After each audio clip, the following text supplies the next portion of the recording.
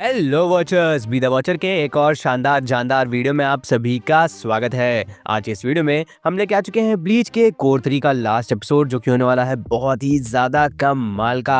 आखिरकार last episode जो ठहरा, तो आपका टाइम वेस्ट नहीं करेंगे और चलेंगे सीधे एपिसोड की तरफ। पर उससे पहले चैनल को सब्सक्राइब और वीडियो को लाइक करना बिल्कुल भी मत भूलिएगा। हम सभी की तरफ से आपको हैप्पी न्यू ईयर। हमारे लिए और आपके लिए ये न्यू ईयर बहुत ही ज्यादा अच्छा बीते।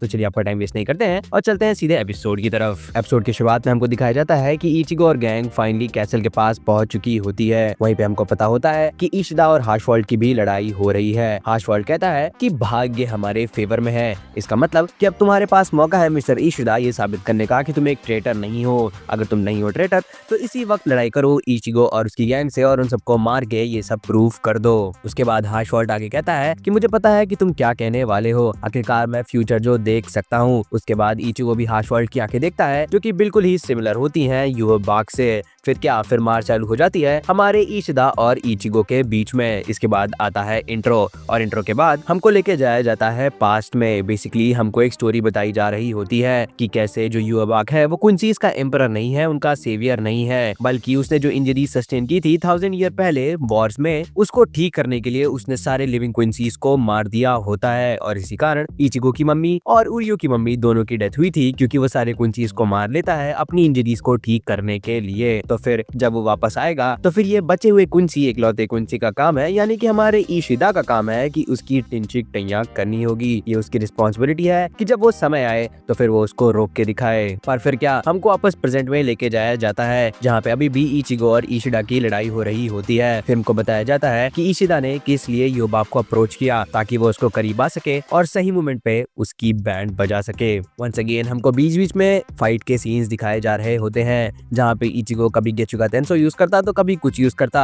पर दोनों लोग के बीच की लड़ाई बहुत ही ज्यादा कमाल की हो रही होती है। फिर उन दोनों के अटैक टकराते हैं, बहुत सारी धूल उड़ती है, एक गड्ढा गिरता है और उसी गड्ढे के नीचे दोनों गिर जाते हैं। पर उसके पहले हमको एक छोटा सा सीन दिखाया जाता है, जहाँ पे बैम्बिता की पूरी गैंग पहुंची होती है लड़ने के लिए मिस्टर योबाग से, क्योंकि हमको पता है कि योबाग सो रहे हैं। बाकी वैसे आप लोग को तो पता होगा ही कि यहाँ कुछ खास होने तो वाला नहीं है, योबाग का ये लोग सोते हुए भी कुछ नहीं बिगाड़ सकते हैं। वहीं दूसरी तरफ योरुइची अपने भाई को लेके वहाँ से भाग रही होती है, क्योंकि उसके पीछे बड़ा होता है एस्किन नाखलेवार। एस्किन बोलता है कि मानना पड़ेगा, तुम हो तो बहुत ज्यादा फास्ट, पर हूँ मैं भी बहुत ज्यादा फास्ट। फिर उसके बाद वो कहता है तुम्हें पता नहीं है क्या कि मेरे ऊपर तुम्हारे कोई भी अटैक्स वर्क नहीं करेंगे, जिस पे योरुइची कहती है कि पता है। इसके बाद उसको सीधे लतिया ही देती है, सीधे फिजिकल पावर यूज करके। वहीं दूसरी तरफ जेरार्ड द वॉल्करी सारी बिल्डिंगें तबाह कर रहा होता है। वो सोच रहा होता है कि इतना ज्यादा आसान कैसे है, ये लोग इतने ज्यादा कमजोर कैसे हैं। हमको दिखाया जाता है कि एक बिल्डिंग में मोमो छुपी हुई होती है, वो उस बिल्डिंग को तबाह करने वाला होता है। जेरार्ड उस बिल्डिंग को तबाह कर भी देता है, पर तब तक उसको वहाँ से कोई निकालने में कामयाब हो जाता है, जहाँ जेरार्ड कह रहा होता है कि ये सब इतना ज्यादा आसान है, पूरी की पूरी 13 core guard squad the miracle के आगे कुछ नहीं है। वहीं पे सिंजी कहता है कि असली मिरेकल तो ये है कि तुम एक बहुत ही ज्यादा बीमार छोटे बच्ची को भी नहीं मार पाए। इसके बाद वो कहता है कि अगर 13 कोर गार्ड स्क्वाड तुम्हारा कुछ नहीं कर पा रहा है, तो फिर अब वाइजार्ड तुम्हारा कुछ करेंगे।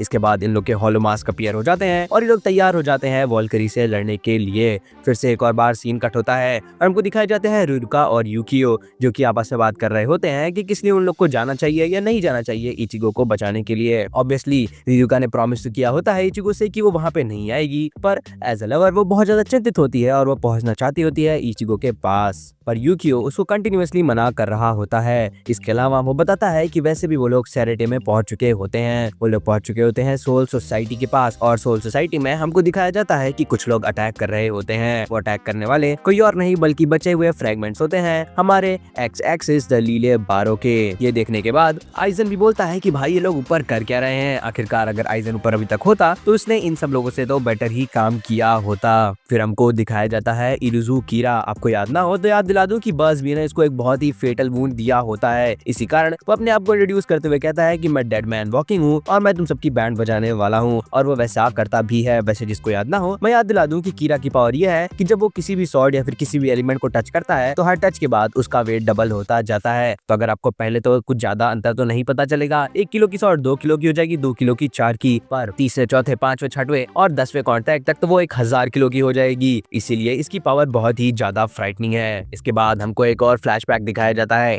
इस एपिसोड में फ्लैशबैक ही फ्लैशबैक है। एनीवेज, इस फ्लैशबैक में इचिगो बात कर रहा होता है उरियो से, जहाँ इचिगो कह रहा होता है कि तुम्हें किसी बेटर स्कूल में होना चाहिए भाई, तुम तो बहुत ही ज्यादा स्मार्ट हो, आखिरकार डॉक्टर के बेटे डॉक्टर भी तो बनते हैं, तो तुम यहाँ क्या कर रहे हो। जिसपे वो बताता है कि ऐसी कोई जरूरी नहीं है, मैं अब डॉक्टर नहीं बनना चाहता। इसका मतलब वो कभी तो बनना चाहता था डॉक्टर। फिर हमको बताया जाता है कि वो डॉक्टर क्यों नहीं बनना चाहता, क्योंकि जब उसकी मॉम की डेथ हुई थी तो फिर उसके पापा ने ही उसका कंप्लीट बॉडी डिसइंटीग्रेट की थी। और ये देखने के बाद वो सोचता है कि अगर अपनी ही वाइफ को आपको वापस डिसइंटीग्रेट करना पड़े तो कोई सेंस नहीं है डॉक्टर बनने का। इसके बाद वापस हम लोग प्रेजेंट में आते हैं, जहाँ पे इचिगो और उरियो वापस बात कर रहे होते हैं। इचिगो कह रहा होता है कि तुम्हारी प्रॉब्लम क्या है, अगर तुम्हारी प्रॉब्लम जेन्युइन है तो फिर मैं तुम्हारी बात सुनूंगा और उसके बाद तुम्हें इतना मारूंगा जब तक तुम्हारे अंदर कोई सेंस नहीं आ जाता है। फिर उरियो कहता है कि अगर मेरी प्रॉब्लम जेन्युइन नहीं है तो कहता है तब भी मैं तुम्हें इतना ही मारूंगा कि तुम्हारे अंदर सेंस आ जाए। जिसमें वो कहता है कि मतलब मारोगे तो दोनों ही सिनेरियो में। बेसिकली वो चाहता था कि उरियो उसकी साइड आ जाए, पर उरियो उसको कुछ बताने के पहले उसको एक की दिखाता है। वो कहता है कि ये सन की है, इससे आप एक जगह से दूसरी जगह आ जा सकते हैं। और इसकी मदद से वो इचिगो एंड गैंग को कह रहा होता है कि तुम लोग वापस लिविंग के वर्ल्ड में चले जाओ, जिसको ऑब्वियसली इचिगो मना करते हुए उसके गले तक पहुंच जाता है। और वो कहता है कि तुम्हें नहीं समझ में आ रहा है कि हम तुम्हारे साथ लड़ना चाहते हैं, तो हमारे साथ ये क्यों कर रहे हो। हमको इशिदा बताता है कि वो यहाँ पे रुकना चाहता है ताकि वो खुद योबाक का काम तमाम कर सके, पर दोनों लोग अभी भी लड़ाई कर रहे होते हैं। वंस अगेन इशिदा कहता है कि मुझे पता था तुम क्या बोलोगे। वो बताता है कि मेरे अलावा योबाक को कोई और नहीं हरा सकता, क्योंकि मेरे अंदर खून है मेरी मम्मी का और मास्टर का। फिर वो कहता है कि उसने ये सब चीजें बहुत ही थोरोली सोची हैं, इसलिए तुम यहाँ से चले जाओ इससे पहले कि हार्शवॉल्ट आ जाए, हार्शवॉल्ट को पता चल जाए। तब तक हार्शवॉल्ट आ भी जाता है। वो कहता है कि इसका क्या मतलब कि मुझे पता चल जाए, मुझे सब कुछ पता है, तुम्हें मैंने बताया है ना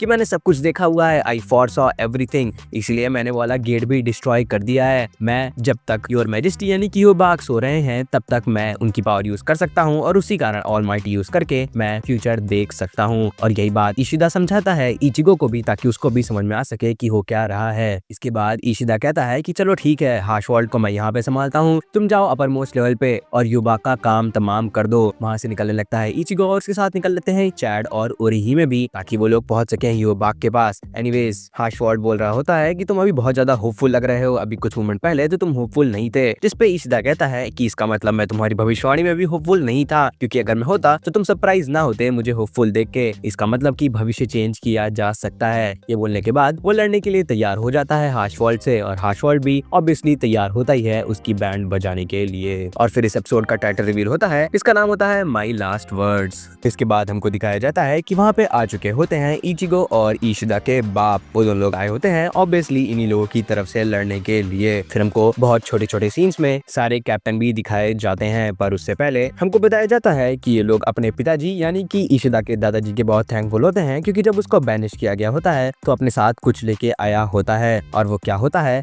हमको अभी बाद में पता चल ही जाएगा। वंस अगेन, जैसे मैंने कहा, कैप्टन्स की सारी छोटी छोटी सीन्स दिखाई जाती हैं, और फिर हमको दिखाए जाते हैं बैम्बीता एंड गैंग जो कि लड़ने गए होते हैं सोते हुए योबाक से, पर ऑब्वियसली उसका कुछ भी नहीं बिगाड़ पाते हैं। आखिरकार योबाक तो योबा है। इसी के साथ साथ ये एपिसोड खत्म हो जाता है। I mean, इसके बाद थोड़ा सा और भी है इस एपिसोड में, पर वो सिर्फ और सिर्फ ऊपर नीचे की बातें हैं, तो उनसे कोई बहुत ज्यादा फर्क तो नहीं पड़ता है। पर फिर भी ये एपिसोड फाइनली हमको लेके आता है 1000 ईयर ब्लड वॉर आर्क का कोर नंबर 4। इसी के साथ साथ फाइनल आर्क शुरू हो जाएगा 1000 ईयर ब्लड वॉर आर्क का, और फिर ऑफिशियल तौर पे ब्लीच मांगा भी खत्म हो जाएगी। I mean, इसके बाद हेल आर्क भी है, पर उसके ऊपर क्या होगा क्या नहीं होगा इसके ऊपर बहुत ज्यादा क्लैरिटी नहीं है। तो ब्लीच का अभी तक का सबसे बड़ा क्लाइमैक्स यही होने वाला है। तो अगर आप उसको मिस नहीं करना चाहते हैं तो हमारे चैनल को सब्सक्राइब करना बिल्कुल भी मत भूलिएगा, क्योंकि जैसे ही कोर 4 शुरू होगा, जो कि जल्द ही शुरू होगा एट द वेरी मैक्स 2026। तो thank you for watching and be the watcher.